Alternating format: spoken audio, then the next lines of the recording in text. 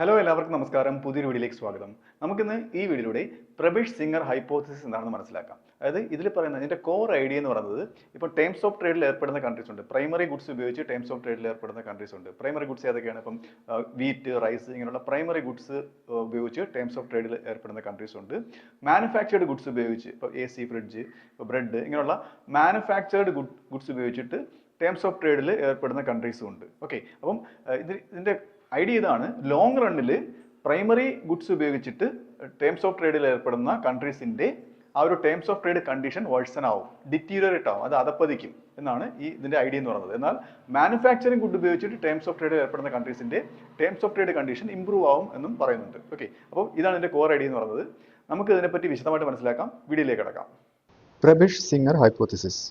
The Prebisch-Singer hypothesis states that over the long run, short run കേട്ടോ, അതായത് introduction പറഞ്ഞ പോലെ the terms of trade of countries exporting primary commodities export ചെയ്യുന്ന കൺട്രീസിന്റെ terms of trade tend to deteriorate compared to countries exporting manufactured goods. Already explain ചെയ്തതാണ്. Okay, അപ്പം ഇതാണ് ഇതിന്റെ കണ്ടീഷൻ എന്ന് പറയുന്നത്, ഇതിന്റെ ഒരു ഈ തിയറിയുടെ കോർ എന്ന് പറയുന്നത്. This idea was independently proposed by Raul Prebisch, അർജന്റീനക്കാരനായ റോൾ പ്രബിഷും ഹാൻസ് സിംഗർ, അതായത് ഇദ്ദേഹം ജർമ്മനിക്കാരനാണ്. ഇവർ രണ്ടും കൂടെ ചേർന്നിട്ടാണ് 1950s ഈ ഐഡിയ ഡെവലപ്പ് ചെയ്തത്. അതുകൊണ്ടാണ് ഇതിന് പ്രബിഷ് സിംഗർ ഹൈപ്പോസിസ് എന്ന് അറിയപ്പെടുന്നത്.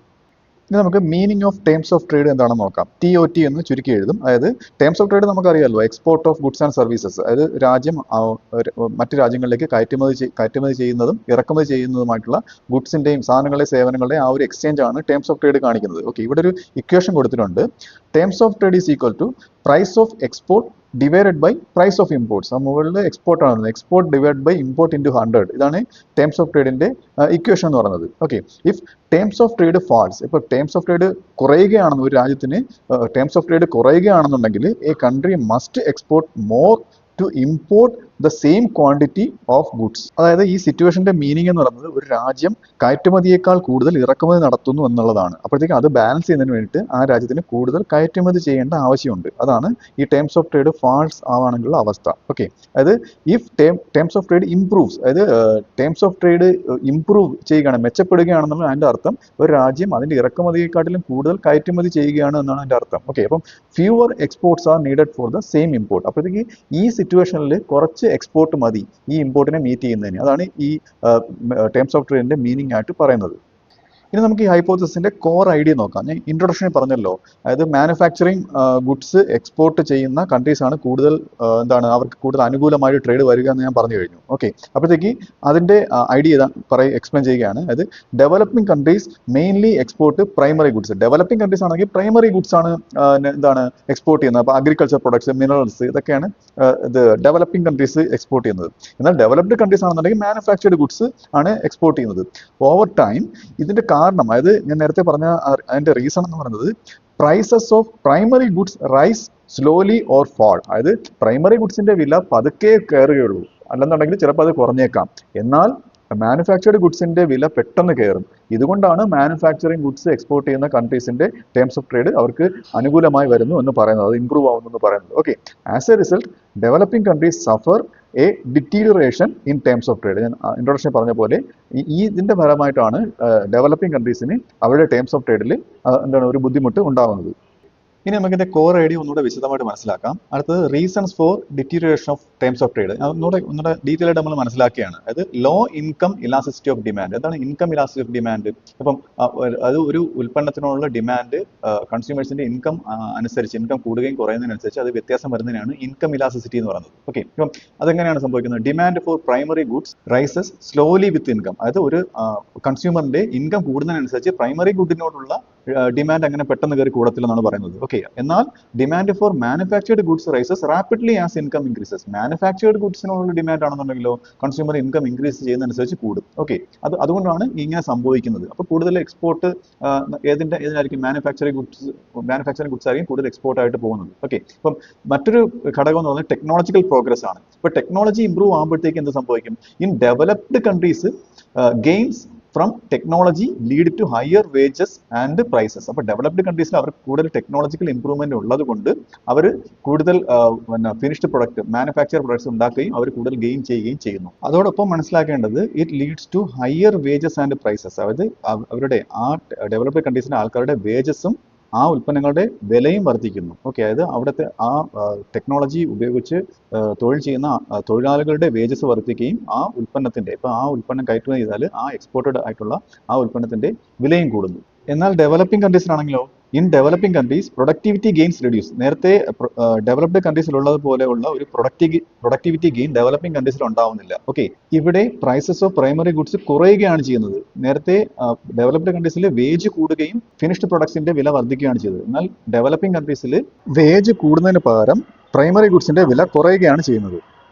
ഇനി നമ്മൾ അടുത്തായിട്ട് മനസ്സിലാക്കേണ്ടത് മാർക്കറ്റ് സ്ട്രക്ചർ ആണ്. ഈ രണ്ട് ഗുഡ്സിന്റെയും മാർക്കറ്റ് സ്ട്രക്ചർ. ഇപ്പോൾ പ്രൈമറി ഗുഡ്സിന്റെ മാർക്കറ്റ് ആണെന്നുണ്ടെങ്കിൽ ഹൈലി കോമ്പറ്റീവ് ആണ്. ഇതേ ഉൽപ്പന്നം പ്രൊഡ്യൂസ് ചെയ്യുന്ന കയറ്റുമതി ചെയ്യുന്ന മറ്റു രാജ്യങ്ങളും ഉണ്ടാവും അല്ലേ.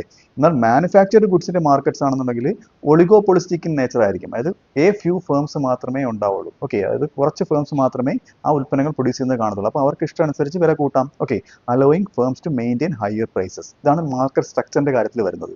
പിന്നെ ഇവിടെ ഒരു സബ്സ്റ്റിറ്റ്യൂട്ട്സ് ഫോർ പ്രൈമറി ഗുഡ്സും ഉണ്ട്. അതായത് പ്രൈമറി ഗുഡ്സിന് സബ്സ്റ്റിറ്റ്യൂട്ട് ആയിട്ട് സിന്തറ്റിക് ആയിട്ടുള്ള അല്ലെങ്കിൽ ആർട്ടിഫിഷ്യൽ ആയിട്ടുള്ള സബ്സ്റ്റിറ്റ്യൂട്ട്സ് ഉപയോഗിക്കാം. അപ്പോഴത്തേക്ക് ഈ പ്രൈമറി ഗുഡ്സിന്റെ നാച്ചുറൽ ആയിട്ടുള്ള റോ മെറ്റീരിയൽസിന്റെ ഡിമാൻഡ് അവിടെ കുറയുകയാണ് ചെയ്യുന്നത്. അപ്പോൾ ഇതൊക്കെ മറ്റ് കാരണങ്ങളാണ്. ഞാൻ നേരത്തെ പറഞ്ഞ ഈ കോർ ഐഡിയ അത് പ്രാക്ടിക്കൽ ആവുന്നതിനുള്ള മറ്റ് കാരണങ്ങളാണ്. ഇത് അൺസ്റ്റേബിൾ പ്രൈസ് ആണ്. പ്രൈമറി ഗുഡ്സിന് പ്രൈസ് വോളറ്റിലിറ്റി ഉണ്ട്, അത് കൂടുകയും കുറയുകയും ചെയ്തുകൊണ്ടിരിക്കും. അപ്പോൾ അത് മറ്റൊരു കാരണമാണ്. അപ്പം ഹർട്ടിങ് എക്സ്പോർട്ട് ഏർണിംഗ്, അത് എക്സ്പോർട്ട് ഏർണിംഗ് കുറയാൻ അവിടെ കാരണമാകുന്നു.